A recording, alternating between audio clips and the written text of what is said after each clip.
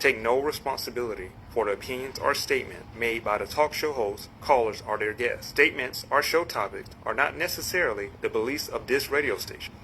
Good afternoon, beloved, and welcome to this edition of Let's Chat America.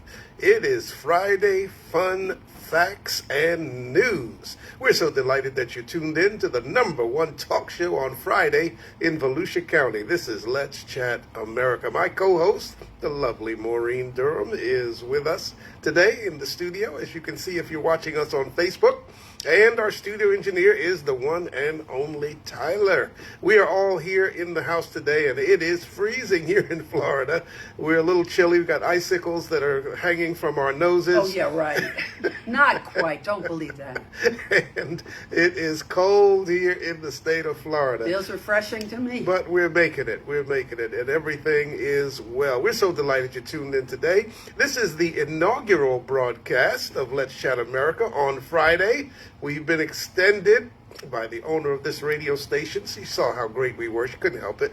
So we have another day, and we're delighted that you're tuned in today. We want to thank Pat for all that she does in the community and for all of you. So we're going to start with Friday Fun Facts. Get your pencil, piece of paper, because you never know. One of these fun facts may make you the hit at the party, because you'll know things that nobody else may know. Mo, take it away. All right. The word politics comes from the Greek word polis, which means city. Politics, as we know it today, traces its roots back to ancient Greece, where the city-state or polis was the basic unit of political organization. So what does politics mean? It means city. All right.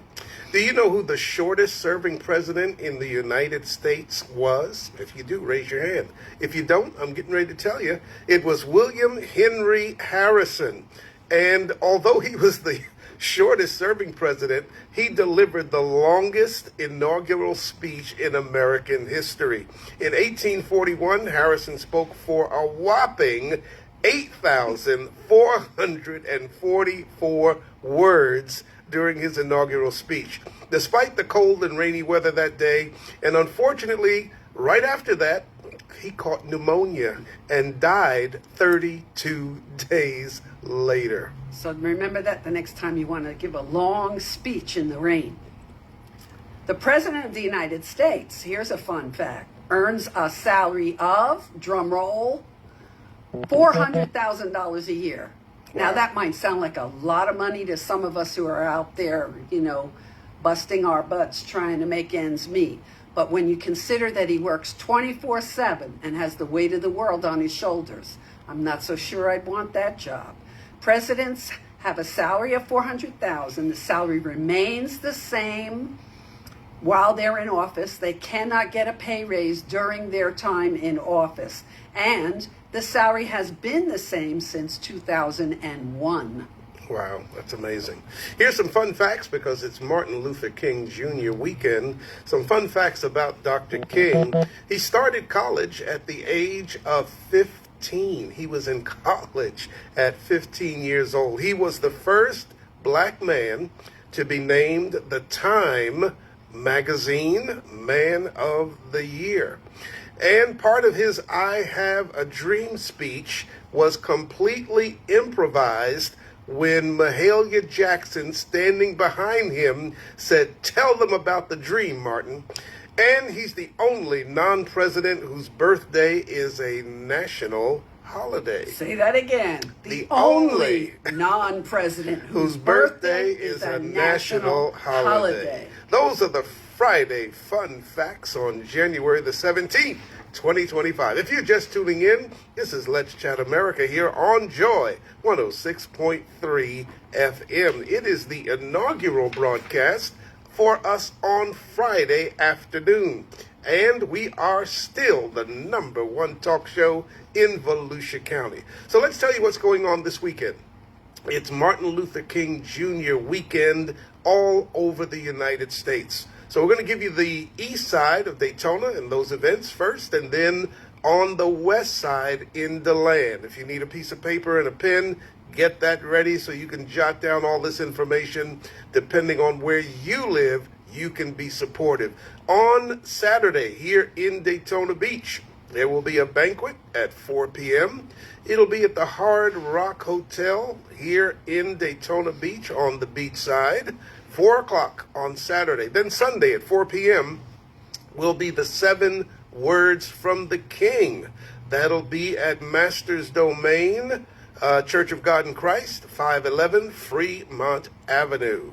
Monday at 8 a.m., it starts out with a breakfast at the Charles Cherry Center. And then at 9:45, there will be a march from the Cherry Center, and it'll be going through the neighborhoods around the Charles Cherry Center. That's at 9:45. So that's what's going on in Daytona. Then over in DeLand on Saturday the 18th will be the MLK Gala and Awards. It'll be at the Sanborn Center. That's at 815 South Alabama Avenue. That's 5:30 on Saturday. Sunday the 19th from 11 till 2 p.m. will be at the center of Deltona, and it's called Celebrate the Man. That's from 11 to 2. There'll be bounce houses and games and fun for the kids from 11 till 2. And then at 2:30, still at the center for Deltona, there will be the MLK Luncheon. And my pastor, Dr. William L. Bradley, will be the keynote speaker. At 4 p.m. on Sunday, there is a Unity worship service and concert at the City Sanctuary Church, 401 East Taylor Road. And then Monday, the events continue at 10:30 in the morning. There will be a Unity March starting at the Museum of Art in DeLand. That march will go around some of the streets there near the museum. And then at 12 to 5, there will be the MLK Festival, and that'll be at Earl Brown Park in the city of DeLand. There you have it. All of the activities and facts going on this weekend around Dr. Martin Luther King Jr.'s celebration. If you're just tuning in, you can call us if you'd like. If you have a question or a comment, you could be the first caller on our new Friday program. Give us a call. The number's 386-868-3411. That's 386-868-3411. Tyler is manning the board, so if you call us, she'll bring you in live, and your question or your comment will go on the air. If you're watching us on Facebook, you can also put a comment on Facebook, or if you have a question, you can put your question on Facebook. Tyler will give us that question, and we will do our best to answer that question for you. All right, this next bit of information, this is newsworthy. We're starting Black History Month a little early. Yes. Because we want to keep the news flowing. This story comes from News One. It's the story of Clennon King. That's Clennon, Clennon King. He was a black scholar who was sent to a mental asylum for applying to college. Yeah. The crazy. source, Mississippi Department of Archives and History. Staring down the long halls of an insane asylum is the last place anyone expected a young, ambitious scholar to end up. Right. Yet Clennon King found himself in this very position, fighting for an education, equality, and a chance at a better life. There was no DEI then. No, there wasn't. Imagine trying to educate yourself, but because of the color of your skin, they call your passion for learning a crime and your ambition a sign of madness. Could you prevail? Well, Clennon King not only prevailed, but he also went on to become the first black man to run for president of the United States. That's Write a fun that down. fact. Yeah. There you go. I bet you Clennon never King. heard that. Clennon King was the first African-American man to run for president of the United States. They put him in an insane asylum because he wanted to go to college and he was black. So they said to themselves, he must be crazy, because we're not letting black folks get educations.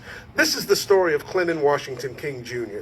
He was born July the 18th, 1920, in the city of Albany, Georgia.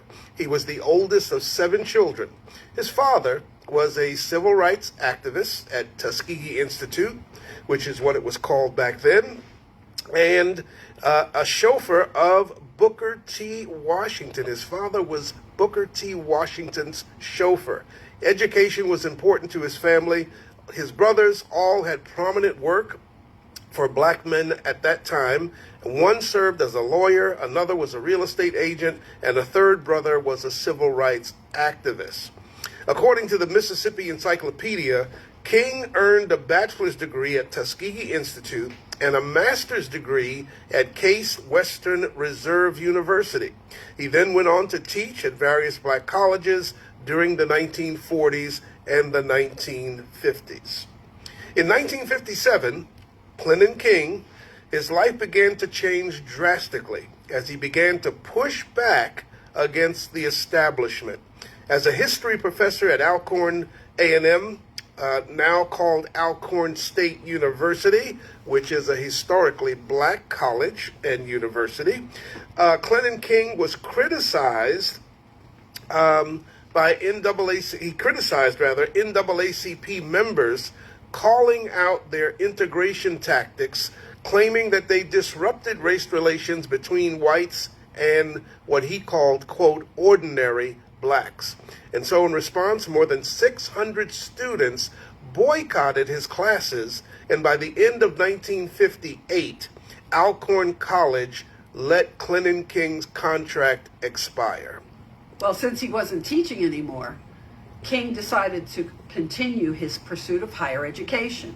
And in the summer of 1958, he tried to enter the graduate program in history at the University of Mississippi. He was the first black person to ever apply, and racism quickly became more important than a human trying to better himself. Then Clinton King arrived at the campus to register. Governor J.P. Coleman, members of the State Highway Patrol, and several plainclothes officers were there to introduce him to the white power structures of hatred and bigotry. They didn't allow King to register. They visibly forced him from the area, arrested the black man, and then took him to jail. According to the Mississippi Encyclopedia, 2 physicians from the jail declared King insane, forcing him to spend nearly 2 years in a state asylum. Weeks. I'm sorry, 2 weeks. Thank you. Yeah. King stayed in the state asylum until his brother, civil rights lawyer C.B. King, fought and got him released. This is the moment when most people would fold.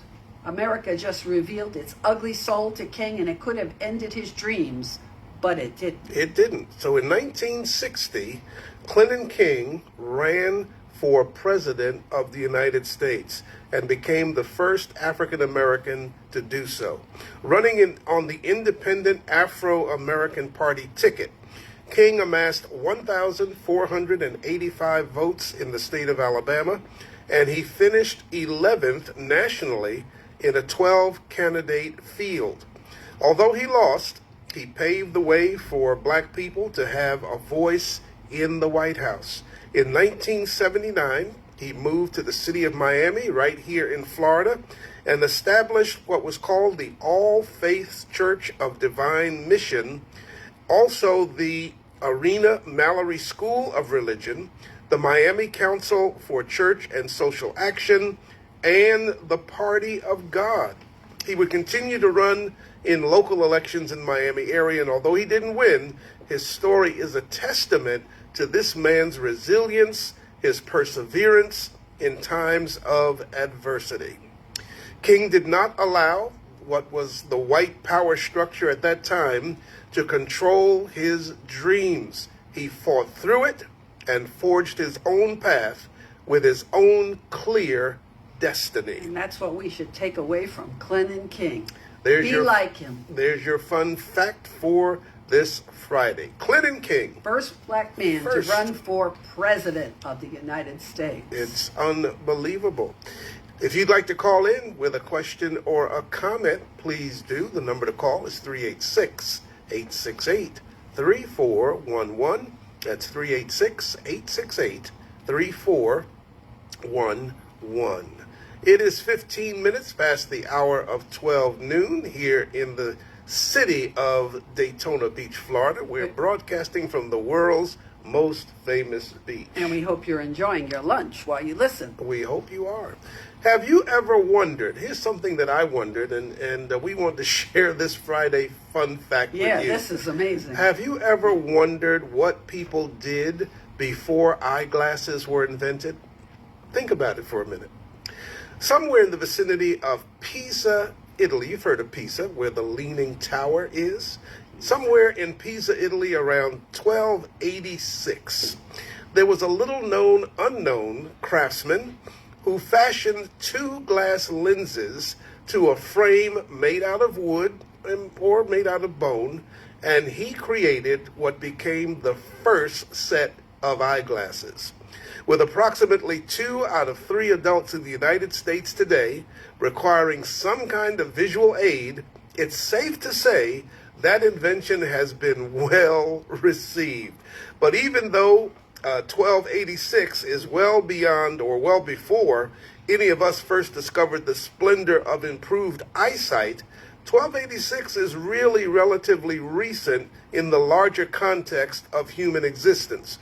So how did people with subpar vision who couldn't see well get around it and have the convenience that we have today of lens crafters, which they didn't have back then?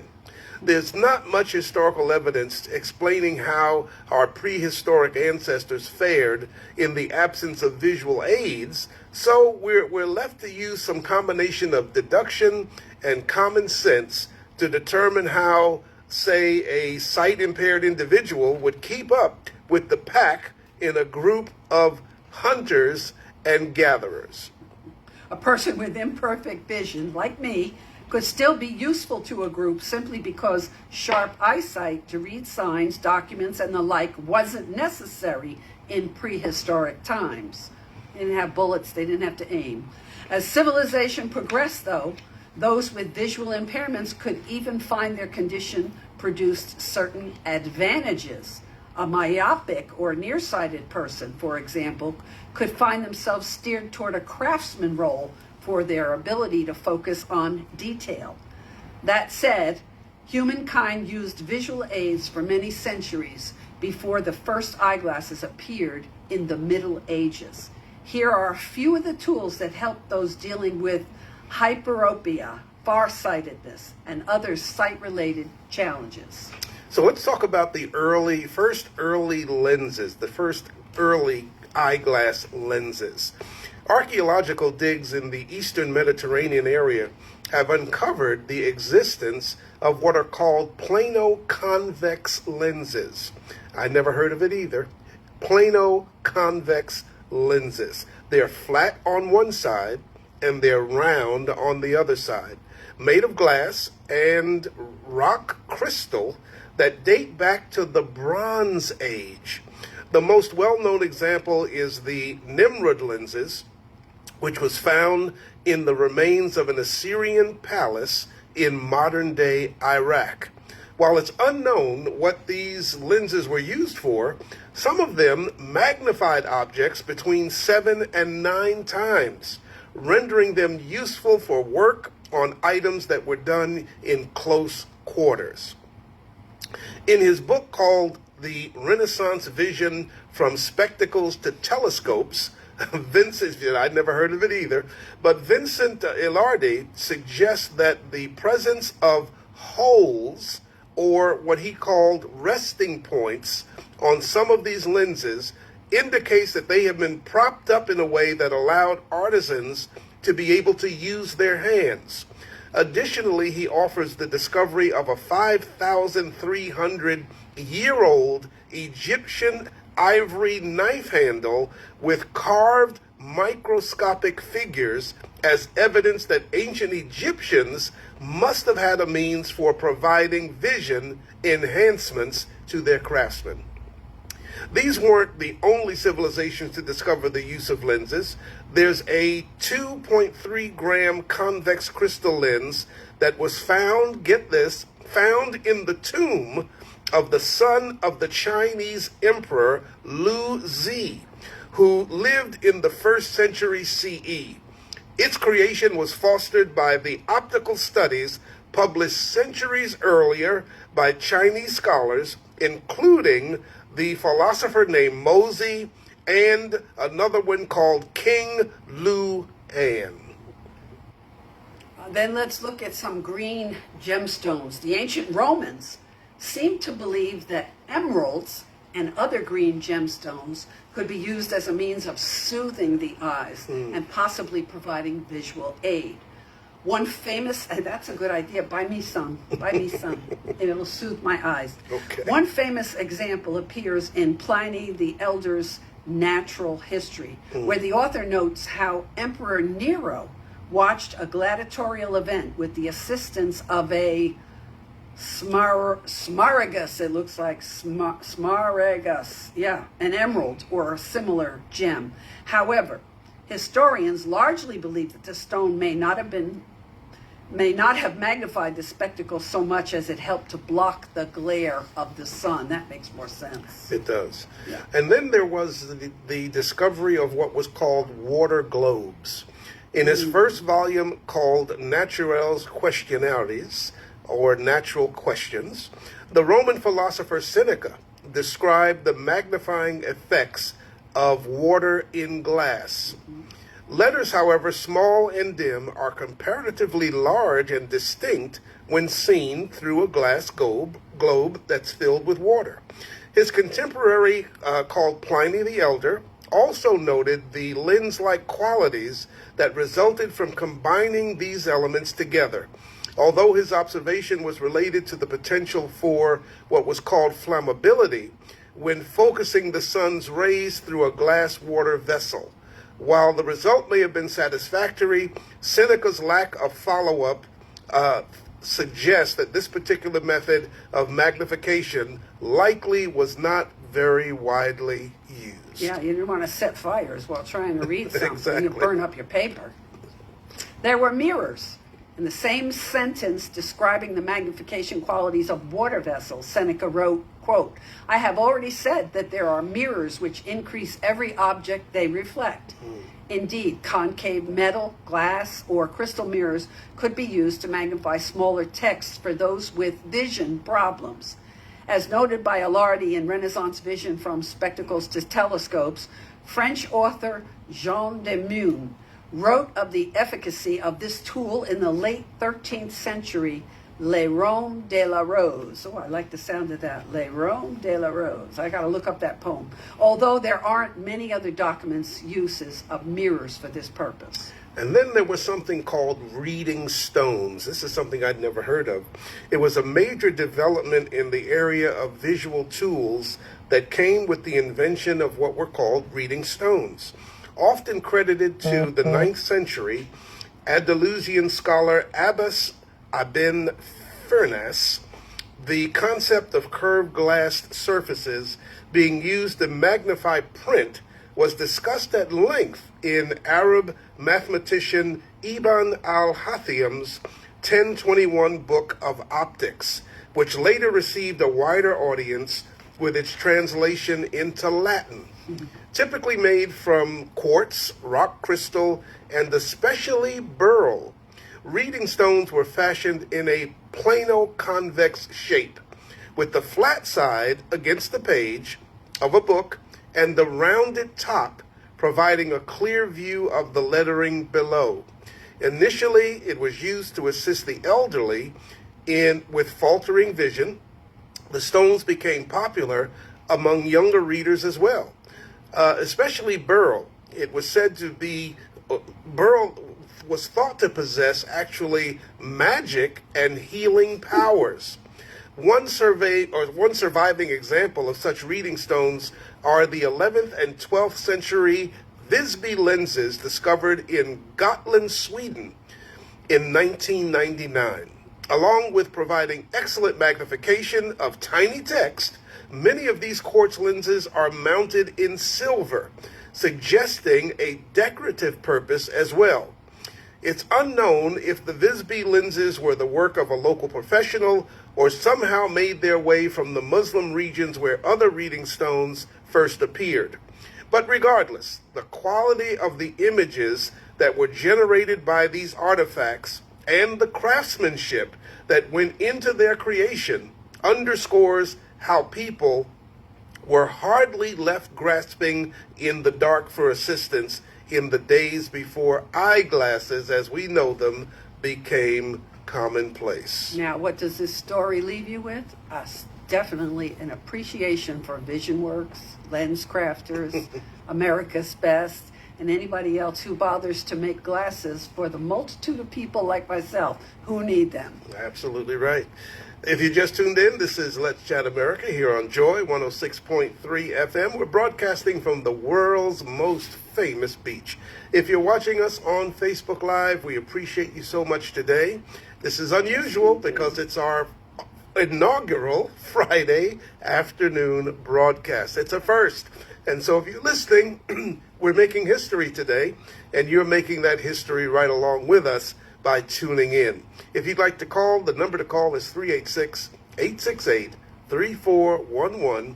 That's 386-868-3411. Mo, we probably need to have Terrence here at the studio record this. Well, we actually are recording now, but somehow maybe we can make this recording something we keep forever as an archive piece because it's our inaugural Friday broadcast. Oh, yeah, that would be lovely. And it could live on into perpetuity. There you go. 386-868-3411 is our live call-in number. Hope you're enjoying Friday Fun Facts. And we're switching gears to a news item at this moment of the broadcast, because the U.S.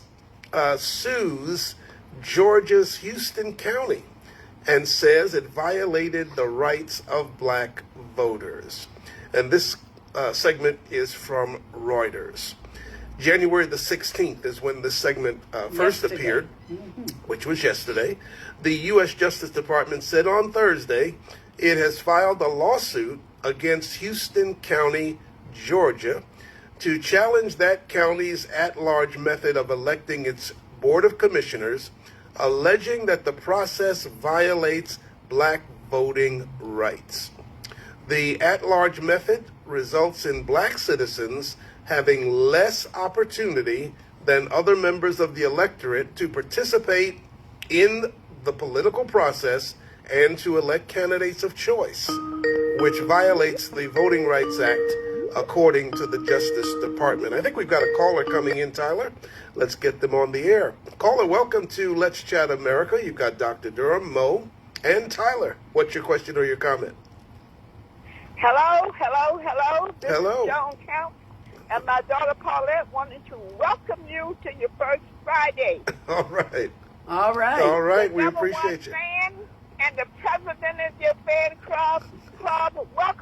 Welcome. Yes, Thank you. spread the word for us. Yes, let everybody know we're now on Fridays as well.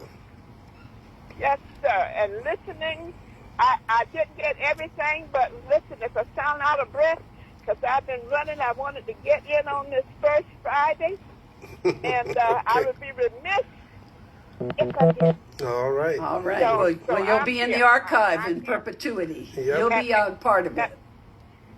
And I've learned facts I never knew. All There was right. somebody that was running for president before Shirley Chisholm. Yes. And Yes. I just never knew. Clinton Clinton King. King. Clinton King. Yep. First one to run.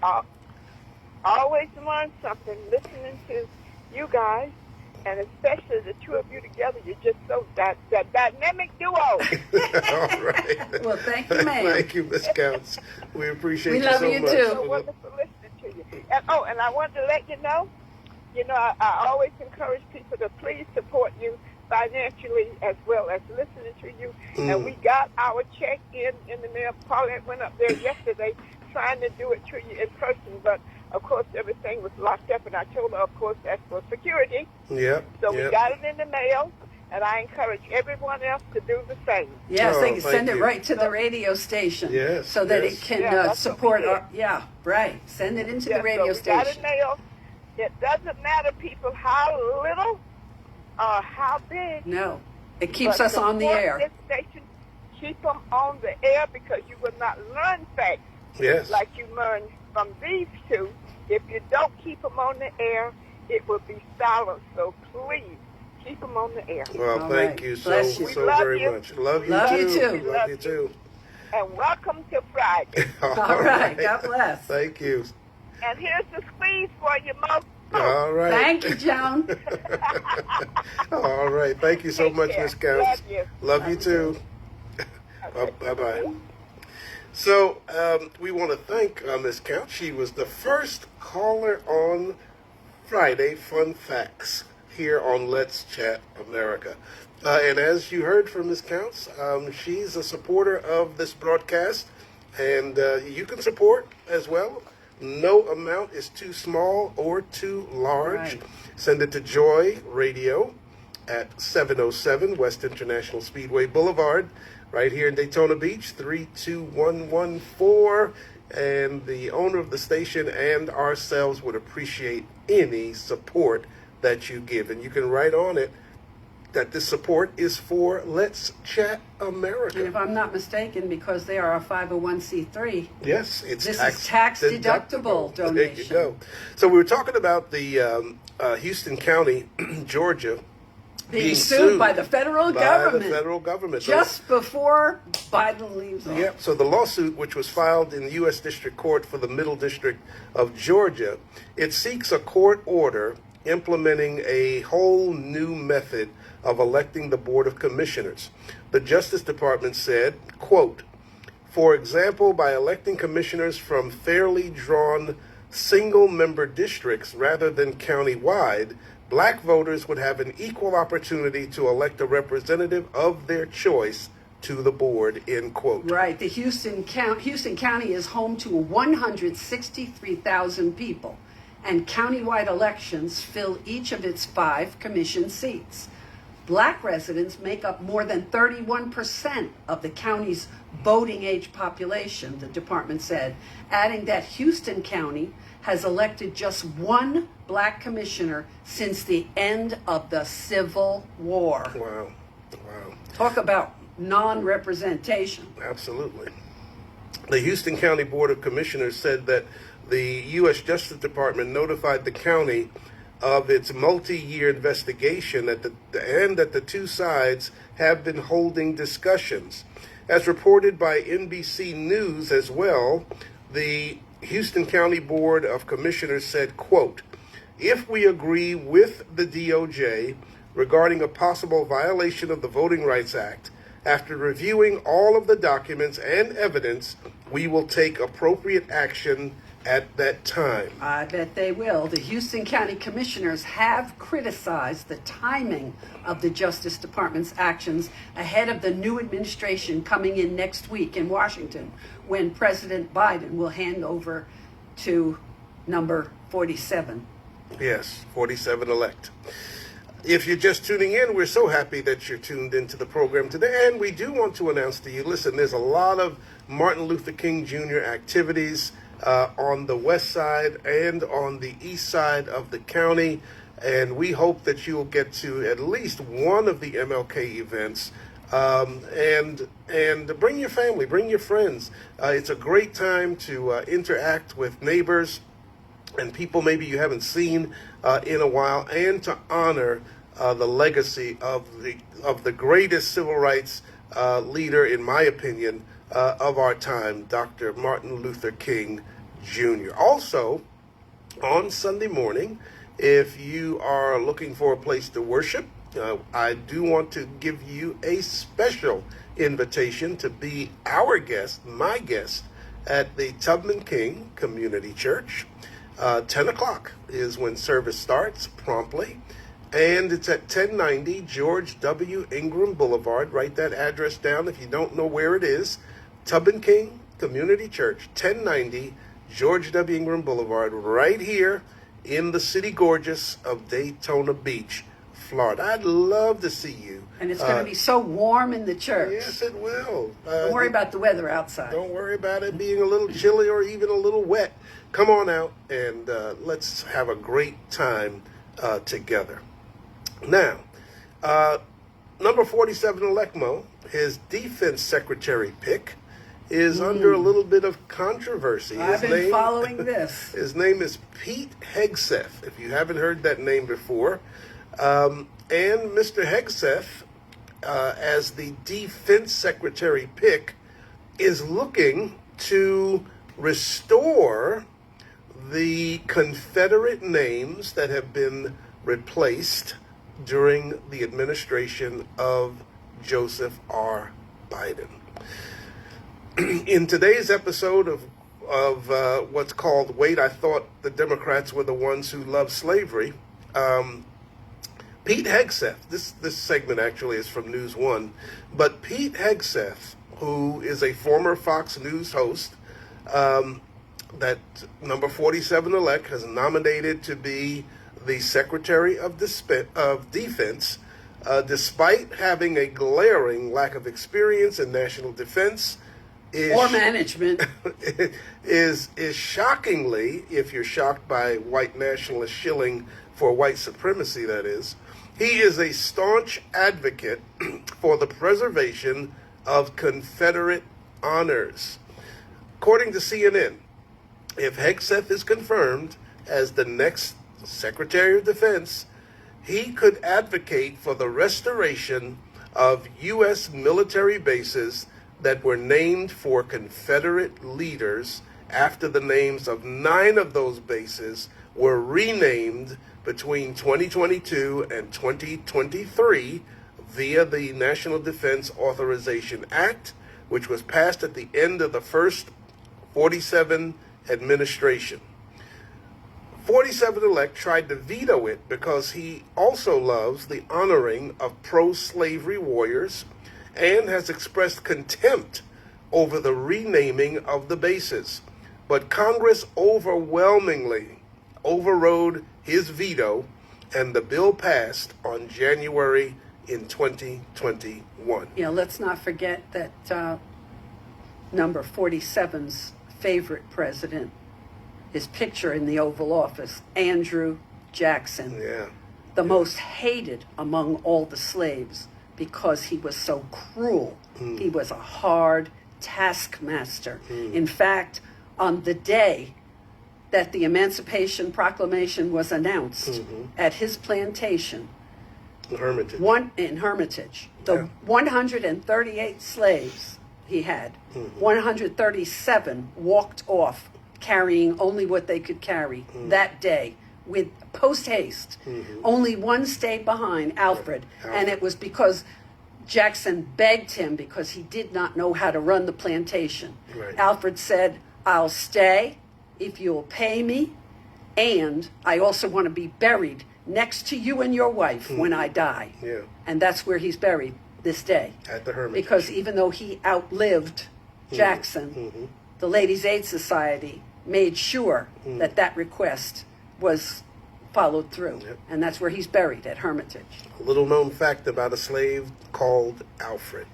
And so, if Hegseth, if his past bemoaning over the name changes is any indication, he will definitely use his pending position to ensure that the United States military honors the traitors and slavers who literally divided the nation over states' rights to own black people. According to CNN, here's what CNN said. Quote, Hegseth, a National Guard veteran and longtime Fox News host, has described the renaming efforts as, quote, a sham, garbage, and crap in various media appearances between 2021 and 2024, and they were reviewed by CNN. Hegseth said, this is still quoting CNN, Hegseth said the moves eroded military tradition and were part of what he characterized as a politically motivated progressive agenda infiltrating American institutions. CNN went on to say, Hegseth, whose Senate confirmation hearings began on January 14th, has criticized other cultural shifts in the military, including allowing women to serve in combat roles and gay service members to serve openly. During his 2024 book tour called the war on warriors, Hegseth frequently criticized the decision to rename military bases, calling it an erasure of legacy and tradition. We should change it back the way. Let me read it again. He said, we should change it back by the way, emphatically while promoting his book when discussing North Carolina's Fort Liberty and Fort Bragg on a podcast. He went on to say, we should change it back. We should change it back. We should change it back because legacy matters. My uncle served at Bragg. I served at Bragg. It breaks a generational link, end quote. So, that woke, quote, progressive agenda to destroy the, quote, legacy of oppressors who fought to keep black people in intergenerational bondage and servitude by declining to erect monuments in their honor, name military bases after them, and honor their flag. Shouldn't we in this country be honoring people who are worthy of honor? I would think so. In fact, the Bible says to give honor to whom honor is due, not honor to whom honor is really a slap against the norm. In fact, military bases no longer being odes to white supremacy is such a hot-button issue for Hegseth that he's out here shaking his fist at retired generals who advocated for the name changes. And he's making arguments to restore these original names that basically amount to, I need to be able to tell people where I serve, but I can't do that anymore because the name is now different. Here's something else CNN said, and I'm quoting CNN in this segment. They said Hegseth took particular aim at retired General Mark Milley, the former chairman of the Joint Chiefs of Staff, accusing him of supporting the renaming efforts for political reasons. Hegseth questioned why Milley, who previously commanded at Fort Hood, did not raise objections to Confederate bases named earlier in his career. Hegseth's criticisms align with 47 elects' known hostility toward General Milley, who Trump has called an effing idiot, and suggested could be executed for treason. Why wasn't he screaming about the racist base, Hegseth added on the June 2024 podcast. Oh my goodness, how in the world am I going to send troopers through basic training at a racist base? It must be changed. It's a sham. He showed up and he did it as a sham to kowtow to all the chattering class in Washington, D.C., and he should be called out for it. That's what Hegseth said. In another June 2024 interview, Hegseth referred to renaming the bases as, quote, crap and, quote, garbage. I emailed my company commander from my infantry training, which was at Fort Benning, which is no longer Fort Benning, he said, in 2024. It's Fort Moore. Shorter name, easier to remember. And Hal Moore is a great guy, but there's also a generational link that breaks when you're renaming Benning and Bragg, like where you serve. Bragg, I'm reading what he said. It's boggling my mind. Like where do you serve? Bragg, where'd you serve? Benning, where'd you serve now? Liberty. It's just like it's garbage. Let's just crap all over it, end quote. Ridiculous. I couldn't even read it because it's so convoluted. I know. I served in Plattsburgh, New York. The base is no longer in existence. So how am I supposed to, line myself with his thinking? Yeah. It doesn't matter if it doesn't exist or it's got a different name. We move on. Yeah. We correct things. We aren't you supposed to correct mistakes? Yeah. That's what I was taught in grammar school. Yeah. You correct your mistakes. Sometimes they take a long time to get corrected. Martin Luther King, if he were alive today, would demonstrate that. He'd be rolling over with what's going on today. Oh, Yeah. he'd be livid. Yep. And he said, let's just crap all over it. He's absolutely right. We should crap all over it, all over the legacy of slavery. Yes. The fact that 47-elect, his cabinet picks, and his supporters see it as an injustice is very telling and completely unsurprising. Unsurprising. Absolutely. Because he is by no means is he a friend of truth, justice, and the American way. Does that sound familiar? It sounds Maybe familiar. we need Superman. He's not it. We want to thank all of you who've been tuning in to the inaugural broadcast of Let's Chat America on a Friday afternoon. A lovely one. We are broadcasting live from the studios of Joy 106.3 FM. We're wrapping up just a few minutes early today, which is okay. Even once in a while, radio hosts get to go home early. But we want to thank you for tuning in. We hope you've enjoyed the Friday fun facts and news that we presented today. More coming next week. And listen, share it with all your friends and family.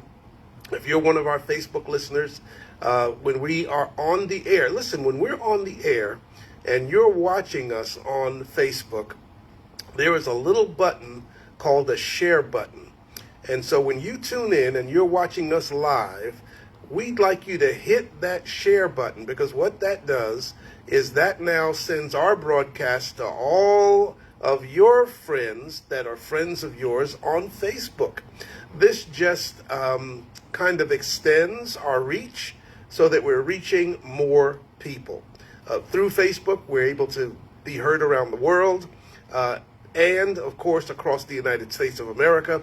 And so the more you help us spread this program and spread what we're doing, I think the information that we share with you is of interest, not just to African Americans, but to all Americans, because we like to focus a lot of our attention on what we feel are injustices that are going on, things that we feel need to be revealed, that may be under the surface, and in some cases even hidden, and bring them out into the light so that you know what's going on around you, you know what's going on in your community. And one of the things we're going to be doing here on Let's Chat America is we're going to be inviting guests to come on and speak with us as well. And it'll be interesting to see which guests want to come and which guests don't want to come. That's telling, isn't it? It'll tell the tale. So keep listening. You never know who may be on here with us. And we thank you for tuning in today, and we hope you enjoyed the broadcast. Again, one more time, come on out Sunday morning. I love to see you over at the Tubman King Community Church, 10 a.m. at 1090 George W. Ingram Boulevard. It's going to be a great, great time, and I would love to be able to have you worshiping with us. Mo, you got anything final you want to add? No, I've just enjoyed my Friday fun facts, and I'm anxious to work on the next group. All right, everybody. We love you. We're gonna go digging. Yep, love you guys, and we hope you'll be right back here with us next week. Same time, same place. We'll see you then. Bye-bye. Thanks for listening, and we hope you have enjoyed today's